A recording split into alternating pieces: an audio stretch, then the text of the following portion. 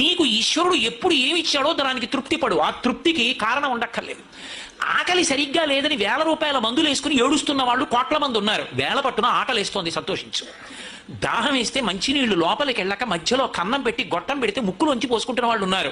గుటుక్కు నీళ్లు తాగితే లోపలికి ఎడుతున్నాయి, సంతోషించు. రాత్రి తిని పడుకుంటే పొద్దుటికి కడుపులో పోట్లు వచ్చి జీర్ణం అవ్వక ఏడుస్తున్న వాళ్ళు 1,00,000 మంది ఉన్నారు. తిన్నది గుండ్రాయి అయినా సరే తెల్లారేటప్పటికి జీర్ణం అయిపోతుంది, సంతోషించు.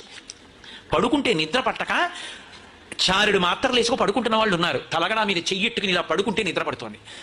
పుస్తకం ఉంటే తప్ప మాట్లాడలేని వాళ్ళు ఉన్నారు. వేదిక ఎక్కి కూర్చుని మాట్లాడటం మొదలు పెడితే గంగా ప్రవాహంలో వస్తుంది, సంతోషించు ఈశ్వరుడి కారుణ్యానికి. కొంతమంది కూర్చోలేని వాళ్ళు ఉన్నారు, కూర్చుంటున్నావు. నడవలేని వాళ్ళు ఉన్నారు, నడుస్తున్నావు. చూడలేని వాళ్ళు ఉన్నారు, చూస్తున్నావు. వినలేని వాళ్ళు ఉన్నారు, వింటున్నావు.